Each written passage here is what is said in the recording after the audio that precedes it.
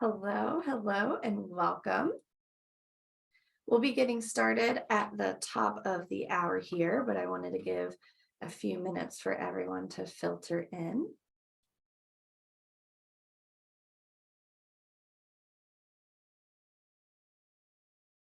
I do have a few intro questions that if you'd like to fill those out, that would be nice. It just helps me better understand you as a reader and a library user moving forward in our demonstration. So not required, but if you'd like to fill out those intro questions, they should be showing up on your screen now. If you're tuning in via a mobile device like a phone, you won't be able to see that intro poll, but everyone else should.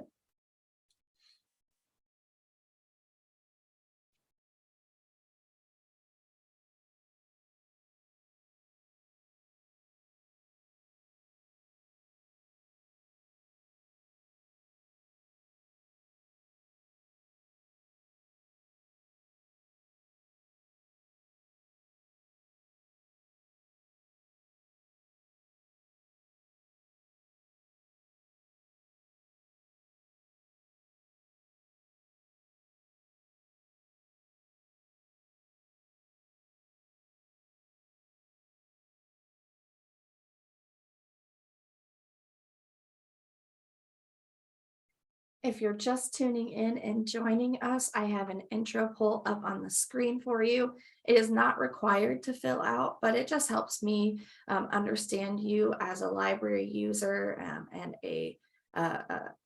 what you're interested in the Libby experience. So it does help me out a little bit.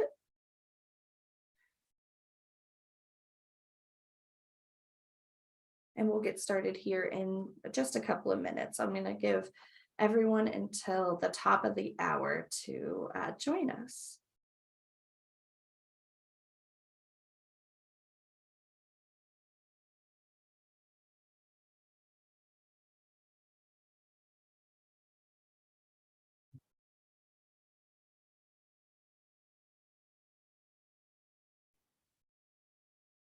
So far in our poll, I see we have a few ebook and audiobook people interested in those formats. We have someone also interested in magazines. That is going to be an entire session on its own later this week. I mostly have interest in mystery. And then we have some other people who put other as well. So mystery, romance, biography, and thriller, those were the top 4 genres that were borrowed in 2021. That's why I chose to put those up there. It looks like we have a few people who read 1 to 3 books, and then someone that reads 10 plus books a month as well. That is a lot of reading to get done. I wish I had that much time. And then what motivates you to read? Everyone said, I read for fun. That's great.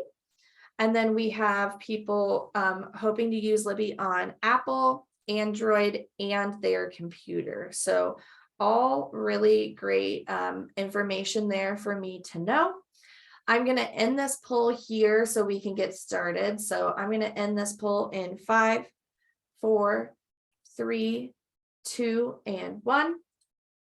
And it looks like right before I ended, someone also put that they are interested in reading for book club. So we actually have a tips and tricks session tomorrow.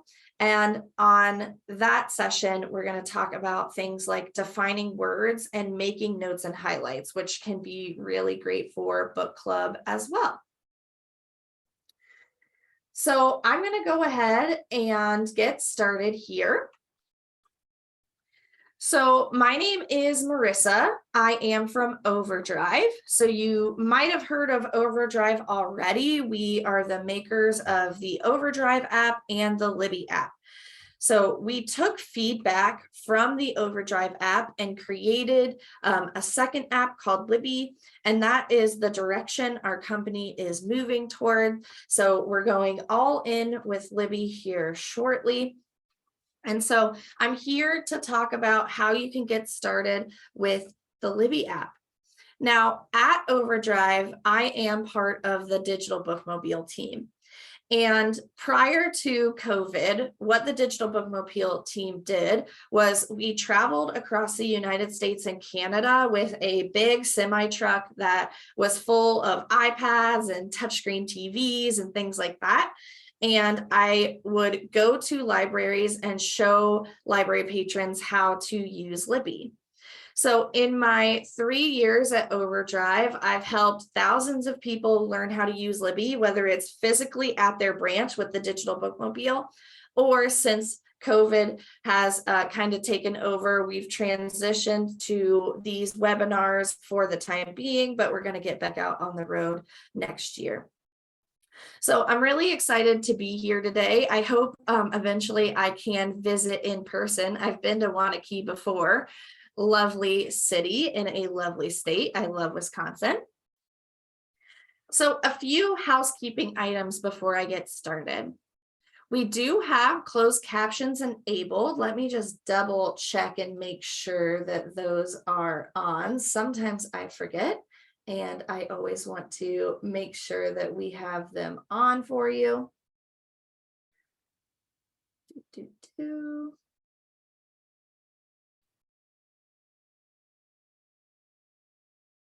There we go. Now they're on. You can adjust those using the CC button within Zoom's meeting controls. So that will just show how, change how they show up on the screen. You can also turn them off. Just a little warning about the closed captions is that they are auto-generated by Zoom. So not every single word I say is going to be correctly translated into that transcript, but Zoom does a pretty good job, mostly gets the words right. Sometimes you'll see Libby instead of Libby, but other than that, you should be good to go. You can turn these off as well, or you can drag them across your screen if they get in the way of whatever I'm doing when I'm sharing my screen. You can ask questions throughout the entire webinar today. Now, I'm here alone, so when I'm presenting, I'm not going to be able to answer them right away. So what we're going to do is at the very end of the demonstration, I'll pull up those questions and I'll get everything answered for you. Now, I do have the chat and the raise hand feature disabled. And the reason that I do that is so that all questions are filtering through the same place. Because what's going to happen is tomorrow when I send you the recording for this demonstration, you're going to also have access to everything that was in Q&A. So I do this so that it's easier for you and you have access to everything that people have asked and you're not having to look in 3 different places. Now, like I said, we are recording this session today, and Zoom sends this recording 24 hours after the webinar ends. So I can't send it to you any earlier. I apologize, but you will get a recording of the entire session today. Like I said, that recording will also have links to everything that was in Q&A. You will also have a PDF that you have access to. The PDF breaks down our entire webinar into short how-to videos and help articles. So this is going to be really helpful if you don't want to watch the full recording and you just want to get a quick how-to video in instead to show you how to do something. That PDF will come in handy in moments like those. When you leave the webinar today, we are going to have a survey. It's just going to pop up automatically on your screen. I always ask if you could fill it out for me. It helps me improve this webinar moving forward.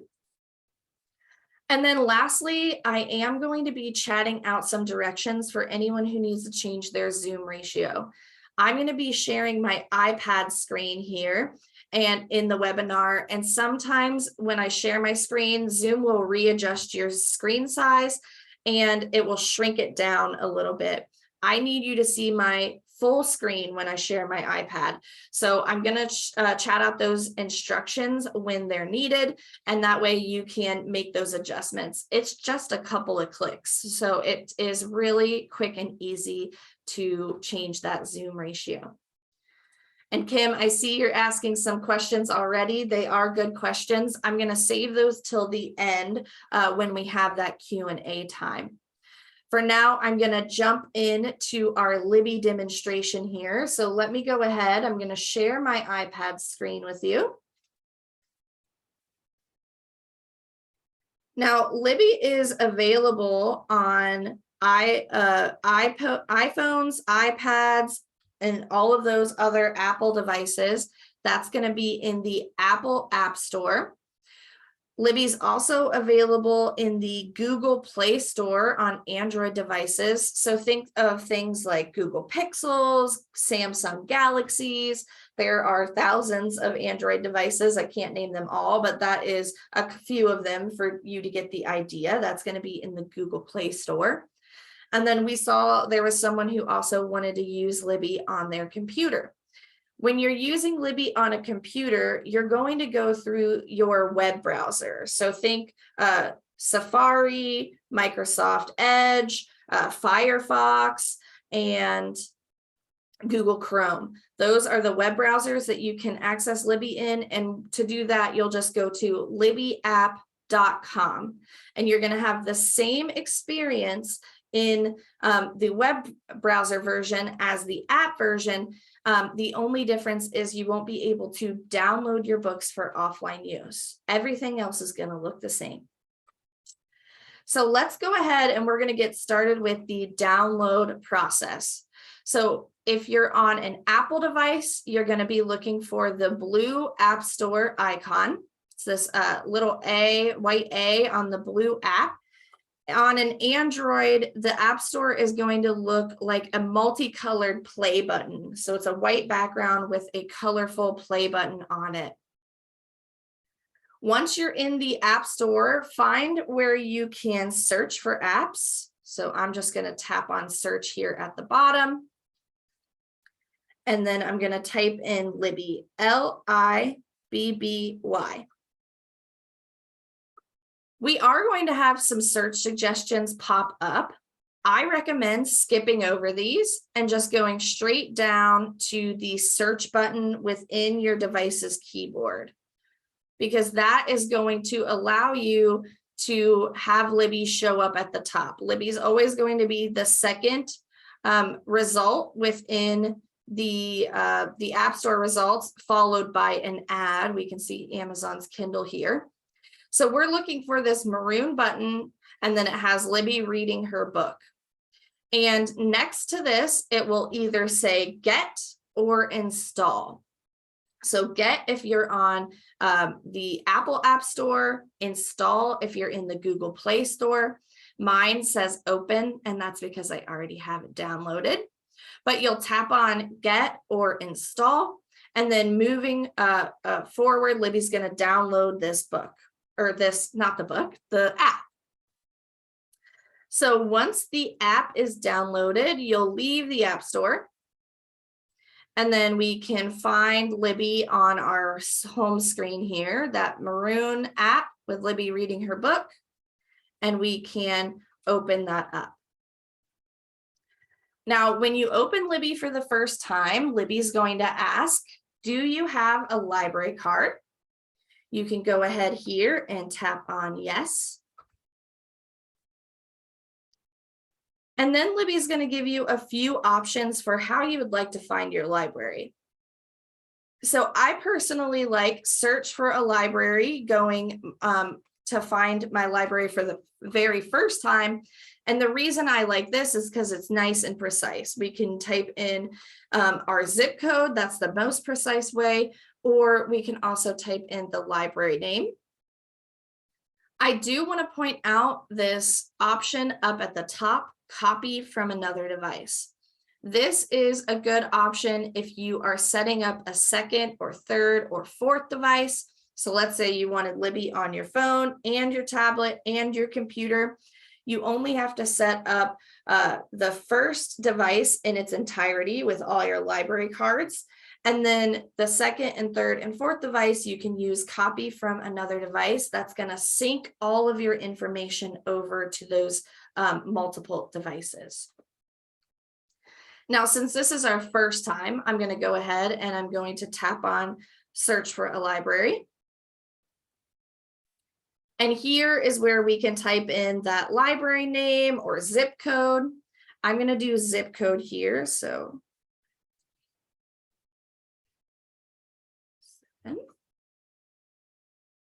I am looking for the Wisconsin Public Library Consortium.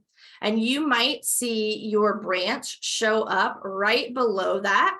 But you can also see it says and 462 other branches. So the Wisconsin Public Library Consortium is shared by 463 libraries in total. So don't worry if you can't see your branch name right here. We can tap on this box. And when we tap on sign in with my card, that is where you're going to tap your specific branch. So we can see they're asking, where do we use our library card? They're giving us 3 options here, but then they'll have a little button that says 464 more. And we're going to be looking for Wanakee, and it starts with a W. So we're all the way down the list. Let's go and find it. Here we go. Wanakee Public Library. I'm going to tap on that here. And now Libby wants us to input our library card number. So we're going to tap in to that card number field and we're going to type it in. This is always the hardest part, is trying to type in all these numbers correctly.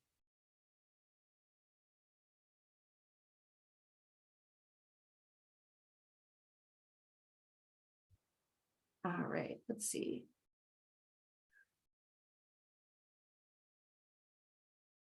All right, I think I got it all typed in correctly. Now I'm going to type in or tap on sign in. And there we go. So because I typed my number in correctly, I'm seeing my digital library card show up on the screen here. And this card is letting me know that I have 10 loans that I'm able to borrow at a time and 10 holds that I'm able to place at a time. So I'm going to go ahead and I'm going to tap on next. And now I'm signed into the Wisconsin's digital library, and I can now begin borrowing all of the ebooks, audiobooks, and magazines that they have available. Now I'm going to actually switch over to my demonstration library here now. And this is just so I don't borrow any books that all of the patrons that share this collection are looking for. So I'm just going to pause my screen here for a second to switch on over. Now, this is where that Zoom ratio really is important. So I'm resuming my share. I'm in my digital library now. And at the bottom of my screen, you should see a navigation bar. The navigation bar has 5 icons within it: search, library, menu, shelf, and timeline. So if you cannot see that navigation bar, then I am chatting out the instructions for you right now on how to change your Zoom ratio. This also includes instructions for how to move around your closed captions as well. And like I said, that Zoom ratio is just a couple of clicks. So it should be nice and quick to change your screen, and then you'll be able to follow along with me here so much easier. Now, I'm going to go ahead and we're going to get started. We are going to talk about all of the icons that are on my screen here throughout the presentation, but we're going to start off with the library icon. It looks like the library building there, and it says library underneath. And the library icon is what you're going to tap on when you want to browse your library's entire collection of ebooks, audiobooks, and magazines. Now, you're going to hear me say browse when I talk about the library icon a lot. You're probably going to get sick of me saying browse, to be honest. And the reason I use the word browse when I talk about the library icon is because when you're at the library in Libby, you're going to be browsing around the shelves just like you would if you were at the physical library, not knowing exactly what you're looking for. You're just kind of looking around the shelves to see if something, sparks your interest. So up at the top of the library page, you're going to have some filters. These filters are a really great place to go when you're browsing. All of these first three are pretty self-explanatory. But available now is going to be a great filter to go to when you want to find a book to borrow right away. So this is going to be a list of books that currently do not have a waiting list. So if you're at the doctor, for example, and they're taking a long time and you're sitting in the waiting room, you can hop into this available now filter and borrow a book straight away. So you're not going to have to join that waiting list. This is also a good filter for the person who said they read 10 plus books per month. So sometimes you're going to have trouble finding books that are not on a waiting list. This available now filter is the best place to go in that case. We also have a subjects filter. This is probably the most popular way for people to browse for books. If you are someone who likes the mystery, thriller, romance, biography, etc., you can jump into subjects here, and this will allow you to browse by that specific genre. So you'll be presented with a list of books that fall into that genre. Now, in addition to those filters up at the top, you can scroll down just a little bit and you'll come across a section that is labeled guides. Now, guides do differ from library to library. Not every libraries look the same, so yours aren't going to look exactly like mine. You do have a kids and teens guide. You also have an available now guide, a romance guide, and a magazines guide. So what guides do are they point you in the direction of certain books based on a specific criteria. And that specific criteria could be age group, like kids and teens. It could be format, like magazines, or it could be something that falls outside of those, like the available now filter or the romance filter, which would be genre or subject or availability. So the library just wants you to be able to easily find books that fall into those categories. And so they have made guides to help you along the way. Now, as you continue down the screen here, you're going to start to see curated collections that the library puts together for you. Now, these curated collections are a lot like if you were to walk into the physical library in the summer and you see an end cap that's displaying beach reads, and then you go back in the winter and that end cap has switched over to cozy mysteries or holiday recipe guides. So these curated collections that you see on Libby's library tab, these are going to rotate throughout the year, just like those physical displays at the library do. The library always wants to show us something fresh and new and relevant to the time of year or the events that are surrounding that. So like I said, the library icon is what you're going to go to when you want to browse. We're seeing everything the library has to offer here, the ebooks, the audiobooks, and the magazines. In the instance where you know exactly what you're looking for, maybe you have a particular title or author in mind, that's when you're going to tap on the search icon instead. And this is where you can search for something specific. So again, title, author, this could be magazine or series name. And as long as you know what you're looking for, and I actually left the T off there, there we go. I'm looking for the plot. So I've typed in my keyword. You can skip over those search suggestions and then tap on the search button within your device's keyboard. Again, the reason I do this is so that Libby is capturing all of the results within that keyword. And typically the book that you're looking for is going to show up right up at the top. So this is what search results look like in Libby. This is also what any of the lists in Libby will look like. So if you're browsing by genre or subject, if you're popping into any of those curated collections, they will look like this as well. And while we're here, I want to point out a few things on this screen. The first is going to be how you can visually tell the difference between an ebook and an audiobook. And the reason I point this out is for the new users who might not understand that libraries purchase those formats separately. So they buy ebooks and they buy audiobooks. And that means you can't borrow an audiobook and then just change it on over into an ebook when you want to read it instead. You have to borrow it in the format that you prefer to enjoy it in. So when you're looking for an audiobook, you'll have a set of headphones, that icon underneath the jacket cover, and then you'll see the duration of the book. So this is going to be how long you're listening. And then that jacket cover is going to be a square. It kind of looks like a CD case. So if you think about it, you listen to CDs, you listen to audiobooks. So that square jacket cover can come in handy for that little indicator there.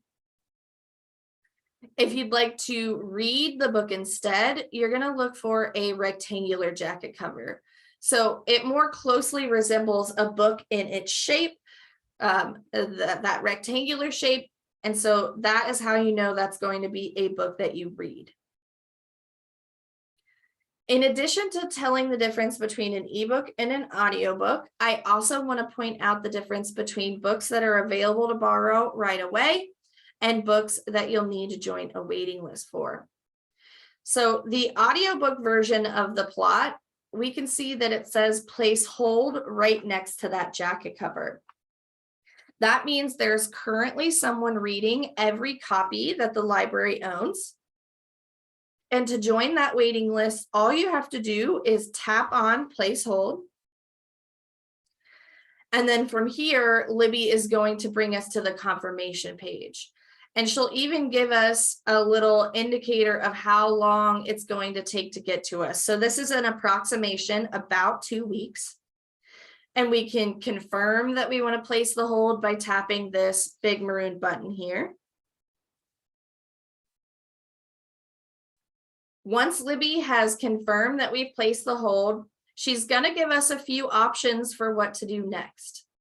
Typically, if I'm placing holds, that means I haven't found the book that I want to borrow right now. So I'm going to go ahead and I'm going to tap on keep browsing. And this is going to take us right back to the same list that we were looking at before. So we can see the audiobook version is on my hold shelf. So you're not going to lose your place of the list that you were looking at when you place holds, as long as you tap on keep browsing. Libby's going to take you right back to the list, right where you left off, and you can keep scrolling through.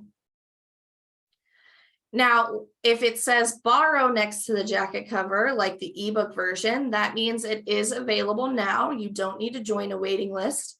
You can tap on borrow right here. But let's say this book was recommended to us and we just know the title. We don't know anything about it. Someone just said, you should really read the plot.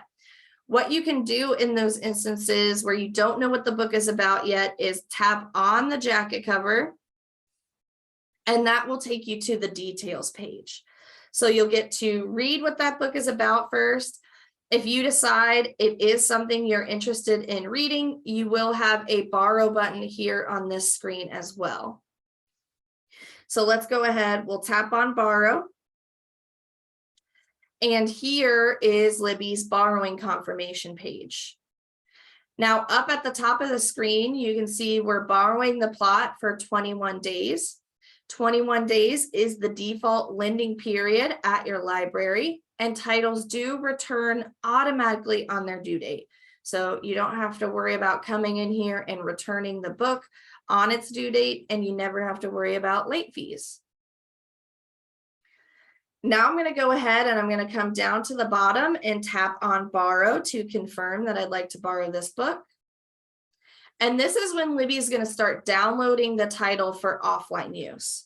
So you can see this little circle here filling up.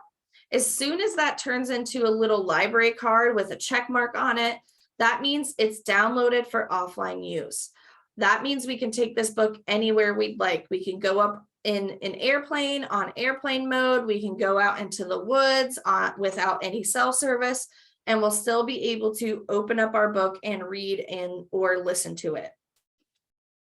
Libby downloads titles for offline use automatically when you're on Wi-Fi. So it's not going to use any cellular data by default. Now I'm going to go ahead and I'm going to tap on open book. And this is where Libby gives me the option to open this book directly up in the Libby app and read it here, or send it over to a Kindle device. Now, we did recently release a way where you can add Libby to a Kindle Fire device. I'll share the instructions on how to do that during our Q&A. But this Kindle button here is for e-ink readers. So think Kindle Paperwhite, for example. So if you have a Kindle device that you prefer to read on, you can tap Kindle here. This is going to prompt you to sign into your Amazon account. So make sure you have those credentials ready. And then there's going to be a button that says Get Library Book. The next time your Kindle's on Wi-Fi, your book will download to that device. I don't show this process live here during our demonstration because it requires me to sign into my Amazon account and all of that. But I did include a video in the PDF that shows you this process. So if you want to see it, you will still be able to do that in the PDF there. Here live, I'm going to open this book up in Libby. And we're just going to talk about a few of the key reading features here in the Libby app. So up at the top and the bottom of the screen, you're going to have some menus. And Libby's counting pages right now, but as soon as she's done, I'll see I'm on page 1 of like 451. This number changes depending on your font size, so just keep that in mind. When you want to begin reading, you got to get those menus off the screen. And to do that, all you do is tap, quick tap. Just gently graze your finger on the center of the screen, and that will make those menus drop away. And then we can tap or click or swipe on the right side of the screen to page forward. I'm going to get to a big chunk of text here. There we go. And I want to show you how we can customize our reading settings. So you heard me mention we can change the font size. There are actually 3 things we can customize the way this book looks. So I want to show you how to do that. What I'm going to do is quickly tap in the center of the screen. And then up in the top right-hand corner, we'll see this A icon.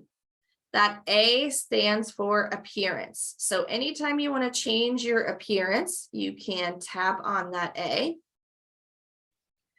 And within the appearance menu, like I said, oh, I got a little too happy with my finger there. There are 3 things you can change.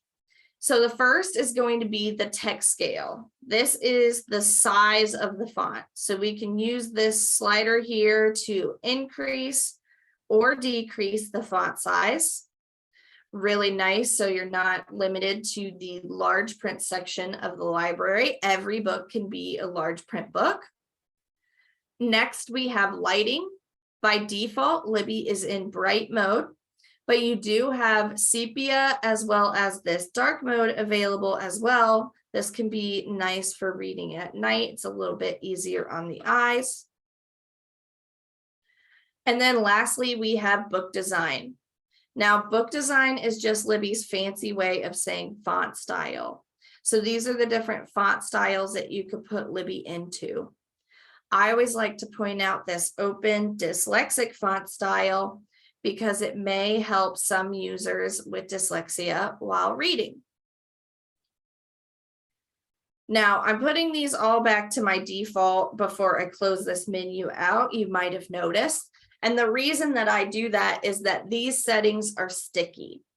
And what I mean by sticky is you only have to make these customizations one time per device. And then moving forward, Libby's going to remember those customizations for you and deliver the books to you with those in place already. So you're not going to have to keep coming back in here and adjusting them to your preferences. They will come automatically like that once you set them the first time. And again, that's per device. So you can have different settings for your tablet versus your phone versus the computer. All right, so now that my settings are in place, I'm just going to tap above this menu, and that's going to drop it off the screen. And then let's go ahead and leave this ebook, and we're going to go ahead and pop into an audiobook to talk about a few things there. So I'm going to tap on the center of the screen. That's going to make my menus back up. And remember, quick tap of the finger. It just takes a slight graze on the screen, really. And then up in the top left-hand corner is the back button. That back button is how we're going to leave all of our books, ebooks, audiobooks, and magazines. So I'll tap on back, and Libby has taken me over to the shelf. So I need a drink here. I've been talking for 30 minutes, so I'm going to give you all just a few seconds here to soak everything in we've talked about already. Once we start back up, I'm going to reorient everyone down in the navigation bar, and then we'll open up an audiobook and talk about a few things there.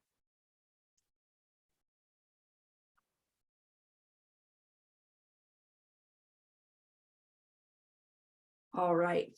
Don't want to get all parched, and then you can't hear me because I'm all scraggly and scratchy with my voice.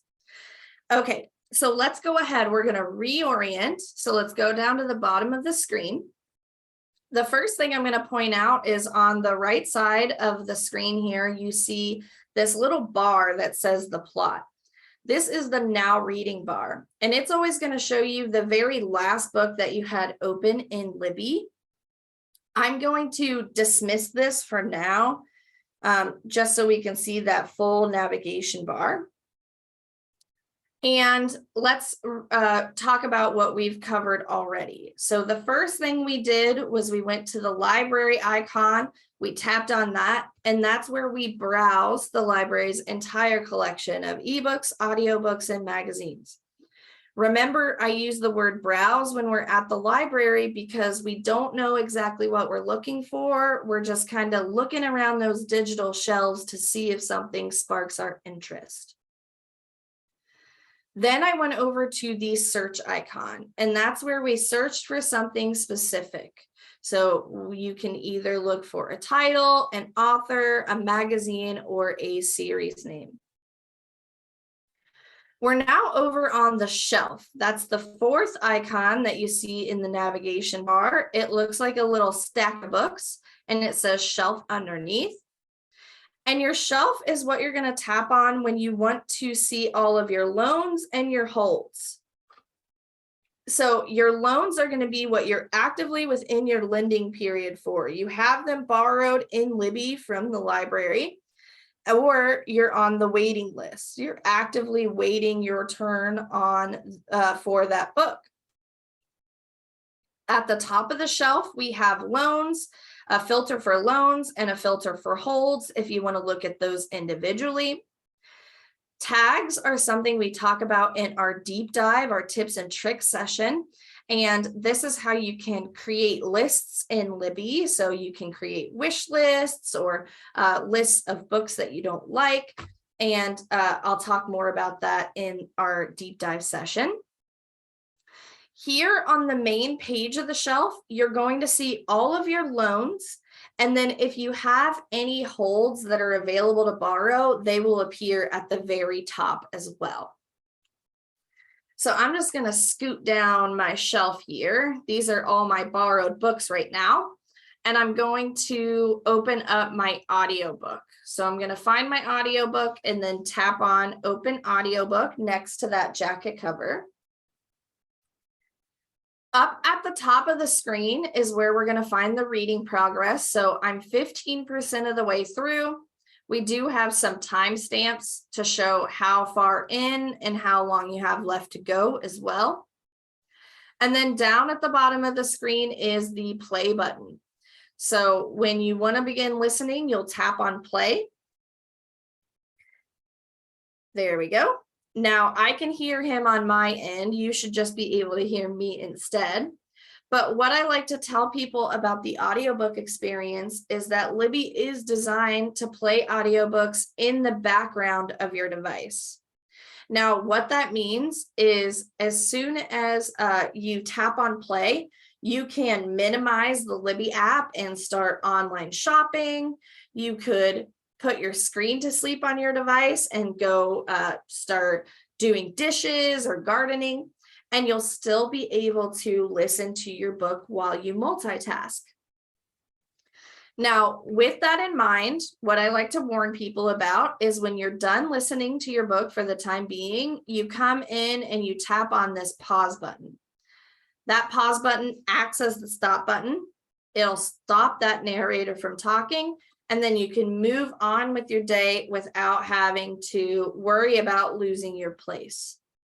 So I've seen a few people on the digital bookmobile just turn their volume down, and their thought is, if I can't hear it, it's not playing. And that is not the case with Libby.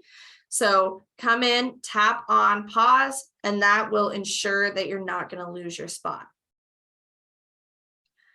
Up at the top of the audiobook, there are two icons that I want to point out for you.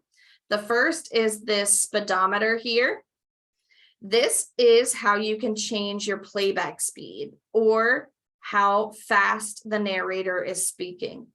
So you can use these presets if you'd like to speed the narrator up, or if you want to get a little more granular, you can also slow the narrator down almost to half the speed or speed up to 3 times the speed. My sweet spot is around 1.25. And just a warning, as soon as you start listening to your audiobooks a little faster than normal, normal feels like it's droning on and on. So be careful what you wish for here. All right, I'm going to go ahead and I'm going to drop this menu off the screen just by tapping below it. So that's just a little tip and trick. Anytime you see these menus popping up or down from the screen, you just tap above or below it, and that will drop it away. The other icon I want to talk about is this crescent moon. So this is a sleep timer. And this will pause your playback based on the time that you choose. So we have some presets here. This end of chapter preset is going to depend on how long you have left in the chapter. And then again, we have this fine tuner. It's from 5 minutes all the way up to 120 minutes. So what this will do is it'll just automatically pause your audiobook based on the time that you chose. Really great for people who listen while they sleep.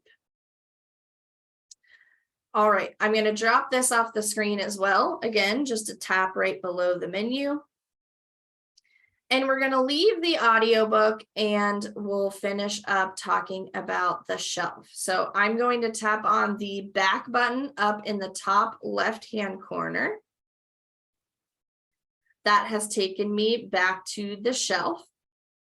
And let's reorient again. So I'm going down to the bottom of the screen here, and you'll see this now says green lights. So it's always the very last book that you had open in Libby that's going to have easy access. You could tap on this and it's going to open your book right back up. I'm going to dismiss that again here, just so we can see the full navigation bar. I said that the shelf is your loans and your holds. And I want to make it clear that these are your current loans and your current holds. So you're actively within your lending period or you're actively on the waiting list. Right next door, you'll see the clock here. This is the timeline. This is going to be all of your history throughout Libby. So everything you've ever placed on loan or hold, return, and renewals. So I want to make this clear. This is one of the things that most people do struggle a little bit remembering. And we'll see this in our mini quiz. The shelf is current. You're currently in your lending period or on the holds list. Your timeline is your history. Everything you've ever borrowed or placed on hold in Libby. We're going to finish off our getting started demonstration talking about the menu. It's the very center icon within that navigation bar. It looks like 3 little lines and it says menu underneath. And your menu is, you can think of as your account settings, if you will. That makes it a little easy to remember. Up at the top of the menu, the first thing you're going to see is your notifications. So these are important alerts about events that happen in Libby, like titles becoming available off the holds list or titles returning to the library on their due date. This particular notification is letting me know that one of my favorite magazines has released a new issue and added it to my library. What I'm going to do is swipe this here to the left. That's dismissing the notification. And now you can see I have a little button here that says manage notifications. Libby is going to prompt you to manage your notifications the very first time you place a hold. So I'm coming in here and finding this menu, but Libby's going to bring it to you. Okay. There are 3 ways to be notified about important events in Libby. By default, Libby has you set to this blue push notification option. Push notifications appear on your device's screen regardless of what app you have open. So this is a great way to be notified because you could be reading the news or browsing Facebook, or your screen could be off and it could be just sitting on the table. And if an important message comes through, it's going to show up on your screen like a text message would. You can switch that over to a menu badge, this second option here. This is a in-app notification. And that means you have to open up Libby to see it. It's not going to appear if you're browsing Facebook or reading the news. You have to open up Libby to see it. And I just showed you where that was. We saw the example of my magazine, the new issue becoming available. It's that box at the top of the menu. Of course, if there is something that you don't want to get a notification about, you are welcome to choose ignore. I typically ignore loan expired because once the loan has gone back to the library, I don't really have another action I can take unless I want to borrow it again. So I don't need a message for that particular event. Now, the one message that is important to receive is hold ready. I recommend that you keep your hold ready notification set to this blue push notification option.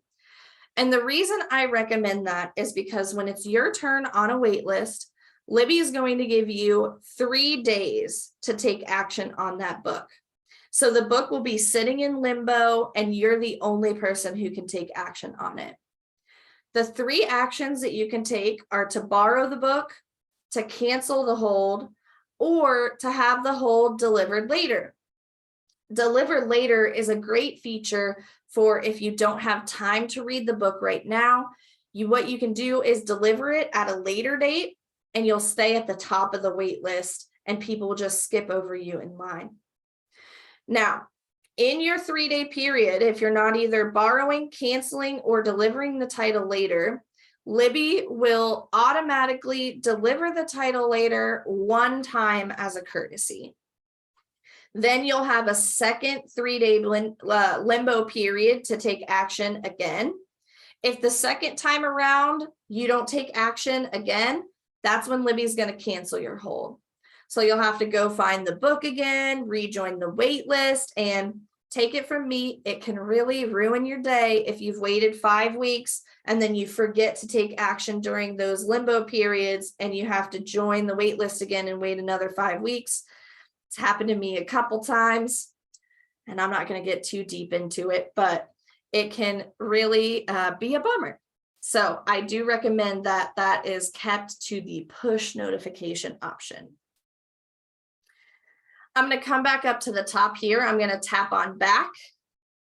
And the next thing we'll talk about are your libraries. So you can see here, I have 3 library cards attached to Libby. 2 of these are demo libraries. Those are mine here at Overdrive. And then I added your library here at the beginning of the session. Now, you can add multiple library cards to Libby, which will give you access to even more books. So some smaller libraries have smaller collections, larger libraries have lots and lots of books. This will help you compare waiting lists and things like that. So if you'd like to add an additional library, you can do it by tapping Add Library here. You do have to have a valid library card to that library, and that library has to use Overdrive services. So in Ohio, we have access to our city library, our state library, and our county library. So 3 library cards just with our single address. You can also add additional library cards from the same library. And this is an improvement from the Overdrive app, because in the Overdrive app, you'd have to sign out and then sign back in with a different library card.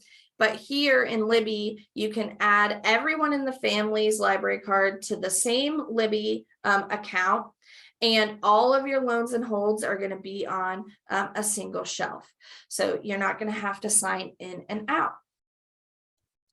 The last thing we'll talk about here is help and support. So there are 2 things within help and support I want to talk about.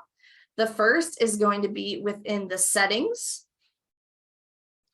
In settings, you will find the copy to another device code. We saw the first half of that at the beginning of the session. Here's the second half of that code, and you'll be able to sync your library cards across devices. Next, we have accessibility features. That is great if you need any of those. And I'm going to scroll down here, and I want to talk about customized navigation. If you listen to anything in this demonstration, this is one of, I want to say, top 3 most important things I say. Here in the customized navigation option, you have the ability to turn on the labels for your icons within the navigation bar. So see at the bottom how mine say search, library, menu, shelf, and timeline. By default, Libby has these turned off. And so I recommend, when you're just getting used to the Libby app for the first time, you come in here and you turn the labels on your icons. That will help you orient yourself as you are learning Libby.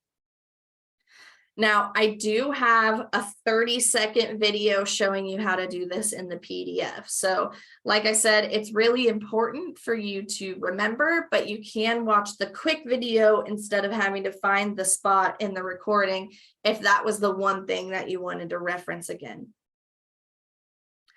All right, I'm going to tap on back here. I'm going to actually do that twice, back one more time. That takes me to the main Libby menu. And then I'm going to go to get some help.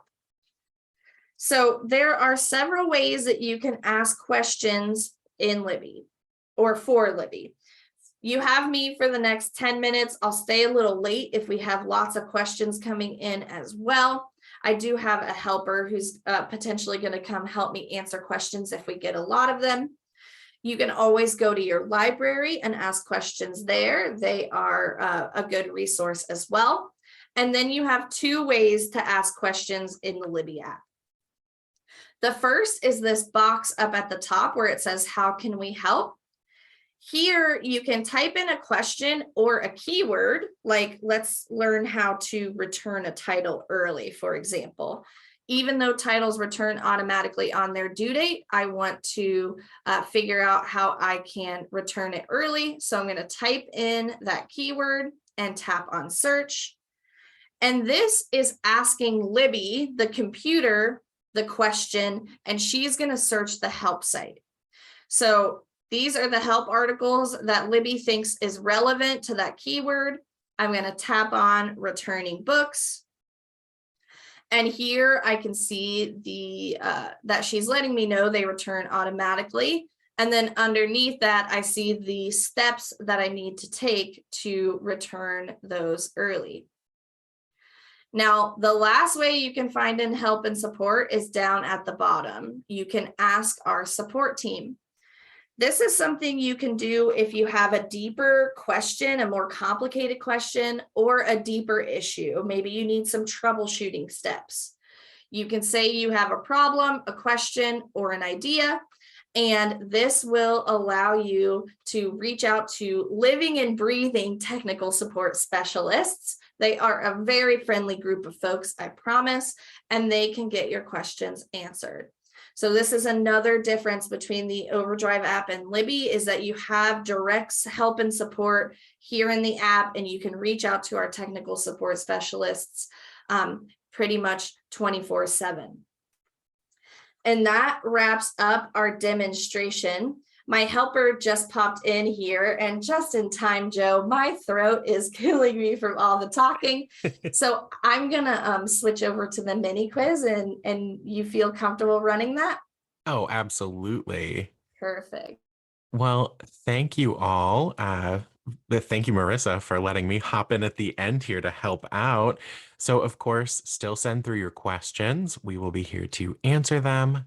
And we do now want to test your knowledge. So I am going to take us through the mini quiz questions now. You can answer these questions as you like. The answers that you provide are completely anonymous. So give it your best shot. If you're unsure, you can choose the unsure option, or you can even give it a guess. So some options for you there. And then I also wanted to remind everyone, we are going to be here 2 more days this week. You can join me on Wednesday for our deep dive session where we will look at 4 of our favorite tips and tricks in Libby. And then on Thursday, we will be talking magazines. I will share a link to register if you're not registered already shortly. Okay, so let's go into those quiz questions. They will pop up in just a second. For question number 1, we're going to be in the navigation bar. What do you tap to browse your library's collection? Magnifying glass, library, menu, stack of books, or clock? Keyword here is browse. You don't know exactly what you're looking for.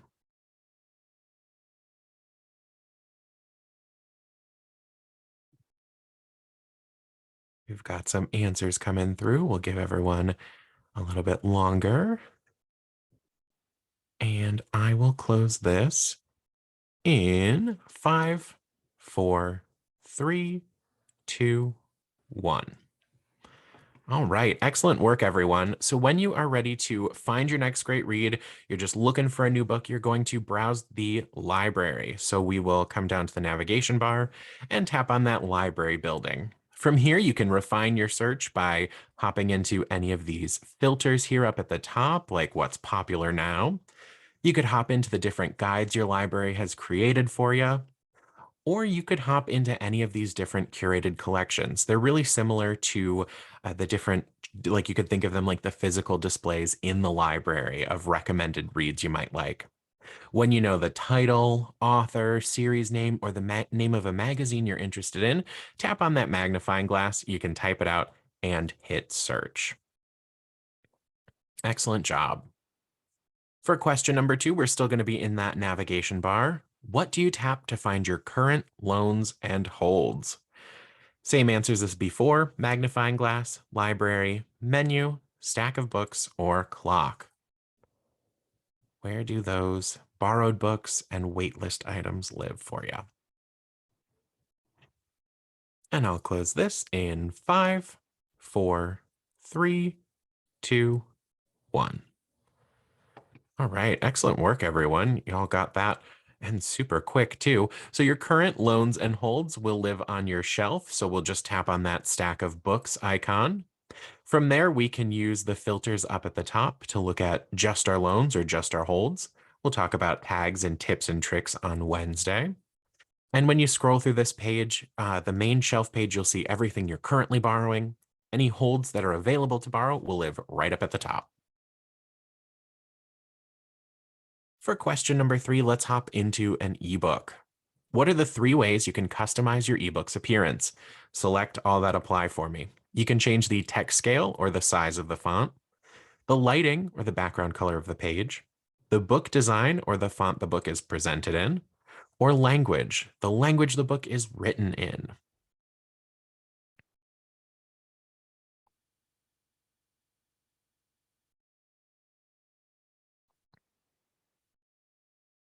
And I'll close this in 3, 2, 1. All right, y'all got this, Marissa. You must have killed it today. Been getting all of these questions right, one after another. So when you are ready to adjust the appearance settings in your ebook, just tap on the center of the screen and then open that appearance section with the A icon. First thing you can change is how large or small that text is under text scale. Then you can change the lighting, that background color of the page. You can find what works best for your eyes. And then last, you can change the font that the book is presented in. We've got 5 pre-made fonts, and we also have a custom option available. Now, language is something that you could see. Every library offers different languages. Mostly they'll be offering titles in English, but if your library offers books in languages other than English, you can find those. Similar to how you have to decide if you want an ebook or an audiobook, you'd also have to decide if you wanted to try reading, say, in German. So if your library offers different language titles, you'll be able to find those. And I'll talk a little bit more about that in our tips and tricks session. And then our last question here before we move into our Q&A time, let's talk about audiobooks. How can you visually tell if a title is an audiobook while you browse? It has a smaller jacket cover. It has headphone icons under it. There's a runtime under the jacket cover, or all of the above.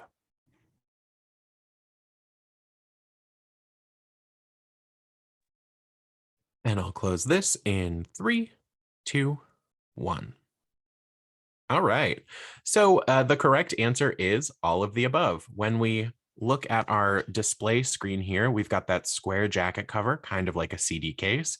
And underneath, there'll be a pair of earbuds along with that runtime. Your ebooks are going to look like a rectangle, your typical book shape. So really easy to notice while you're just scrolling through the difference between that ebook version and that audiobook version. And with that, we are through the mini quiz. Thank you all so much for your participation. It's always so much fun when we get to do this together. So now we will take some time to answer any of the questions you've had. Marissa, do you want to reconnect? Thank you. And then if anyone is interested in registering for our tips and tricks session on Wednesday and or our magazine session on Thursday, I will send out that registration link in the chat now.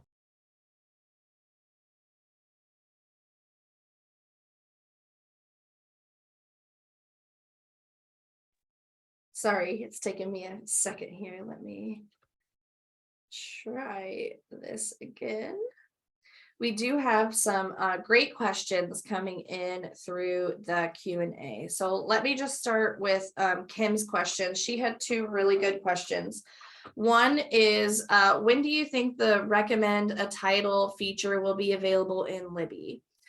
And once Overdrive goes away, how we'll be able to recommend titles.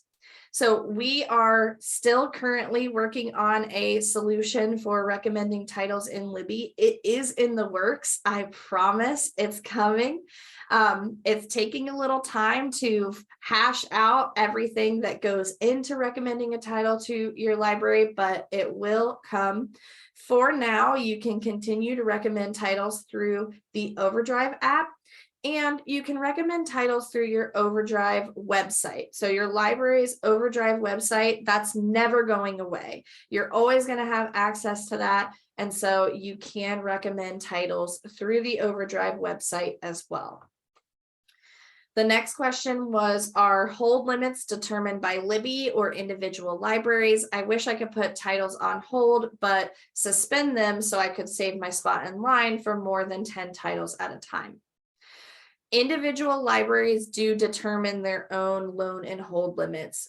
We allow individual libraries to determine this based on their size. So smaller libraries will have smaller loan and hold limits, and larger ones will have bigger loan limits. That is entirely up to the library themselves. Now, you can always reach out to the library and ask them, is there any chance you can expand how many loans and holds that we have available? The other thing that you could do is add additional library cards in Libby. So if you have multiple family members, my husband, he reads like one book a month, whereas I read a lot more than that. And so we both have our library cards on one device, his iPad, that I like to read using at night. And I'll use some of his holds as well. So you can share those too. And then you also asked, is there a way to filter or sort titles that are available now within a tag? So you used to do it in the Overdrive app for the wish list, but don't know how to do it in Libby. There's not a way to, let me move my closed captions out of the way here. There is not a way to filter your tags by availability, but there is a way to see which of your tagged books are available. So let me show you how to do that. I'm going to go to shelf, and then I'm going to go and jump into a tag. And I do show this in our tips and tricks session, but just so we can see that here, let me go into my to be read tag. So when you are looking at a tagged list, on the right side of the screen here, you'll see these icons. The library card with the plus sign, that means it is available now. You can borrow it right away. The colors of this library card are going to depend on the library. So this is showing that I tagged this from one library, and here's that second demo library. I'm going to scroll down here, and you'll see that this, instead of a library card with a plus sign, looks like a calendar with a clock. That means it's currently on a waiting list. The little library card with the double dash that's grayed out, that means the library no longer owns a copy of that book. So it's no longer available at the library. Now, these two icons here, what's really nice in Libby is if you tap on those icons, you will be able to see the availability across libraries. So here I have 3 library cards. 2 of them don't even own this book, but your library actually does own the book with a 2-week wait. So here in Libby, you can essentially see the availability across all of your libraries by tapping on either the library card with the plus sign and the calendar. You'll notice that these icons show up in Libby in multiple places, not just in your tags. They show up when you're searching and when you're browsing as well. Joe, did you have any more questions that you saw worth pointing out during our Q&A? I just wanted to take a moment to quick mention about the Overdrive app going away. Right now, we are projecting that the Overdrive app will be discontinued or sunset in early 2023. Of course, in that time, we are always aiming to make sure that the features that are missing from Overdrive from Libby, from the Overdrive app, like recommending books to your library, make their way in before the app goes away. Of course, stay tuned. It is always great to know that you can use both Overdrive and Libby at the same time as you start to get acquainted with them. I think that's a very helpful thing to be able to do. So just keep that in mind. And then if we wrap up with where to find ratings, if you go to a book's title details page, like we are right here. So if you're in a search or a list, you tap on that jacket cover. When we scroll down past all of the back of the book information, we are able to see different reviews and awards. So there aren't ratings present in Libby. You could instead look at a review from Publishers Weekly or any of the different outlets as they become available. I'm just going to add one Yeah, quick please. thing to that, Joe, and that is how to make suggestions about things in Libby. So our developers always want to hear from you about what features you'd like implemented into Libby. And so there is a way to submit your suggestions. Again, that was what Libby's creation was entirely based off of, was feedback from the Overdrive app. And so I want to show you how to do that. If you go to menu, you can scroll down and to get some help.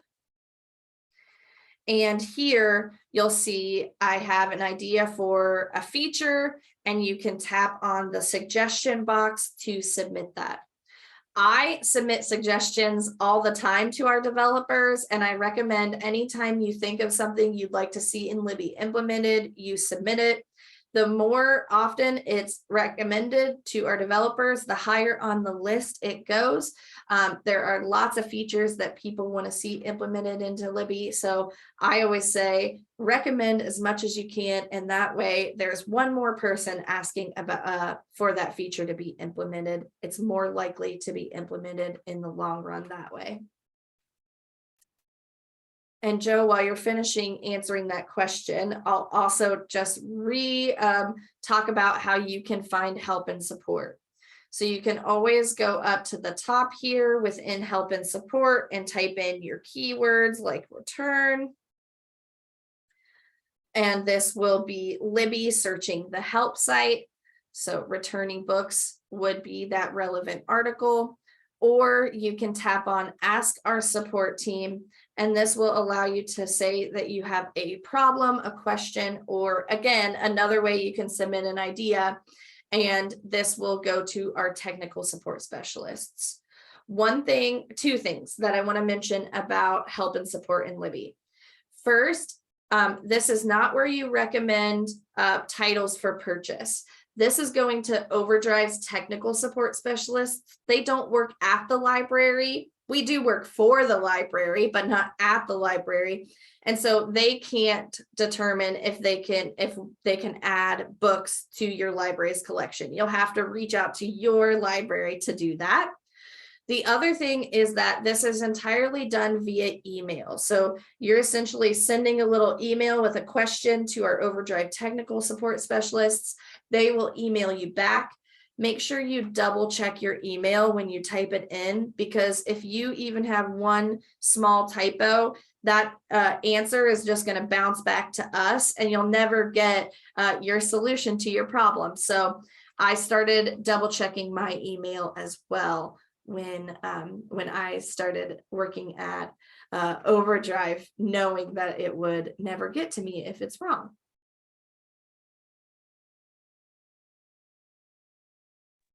And then we'll wrap up with Susan's question here. Do you recommend using one Libby app for husband-wife with separate cards? In other words, we would have two cards registered on one Libby app.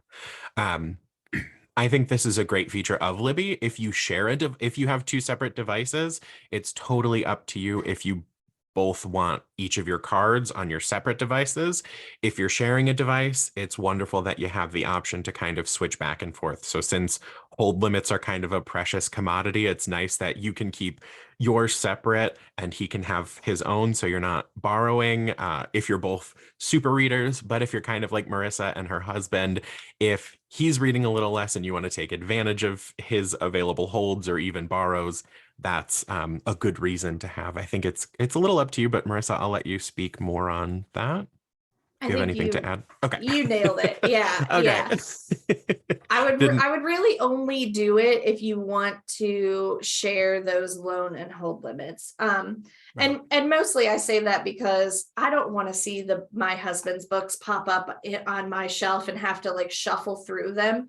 But because I want to use some of his holds, I do share a device with him. So it really just depends on your preference. Right. That is a great point to mention that if you're both borrowing books, you're going to see all of the books borrowed on both cards on one shared shelf. So it doesn't matter if you're both super readers and you both have 10 books checked out at a time, you're going to see 20 books on your shelf and you won't be able to sort them between whose card is whose. Awesome questions, everyone. I'm so excited to see all of these coming through. Thank you for being patient with us. I know we went a little over time, but we always want to make sure we get all of your questions answered. Before we let you go today, just a reminder, you'll get an email tomorrow morning from Zoom that includes a link to the full recording of today's webinar. That will be available for the next year. If you'd like to just kind of watch it in the cloud, you're also able to download and keep that permanently if you choose. You'll also included in that email will be a link to today's getting started tips and or getting started PDF that will include short video clips of everything Marissa covered. Sorry, I hit my keyboard. With that said, I think we are at the end of our time and we've covered everything. So we hope you have a wonderful rest of your Monday. And of course, happy Happy reading. reading. Oh, thank you, Kim. Thank you. What a great thing to end on. I really appreciate that. Yeah.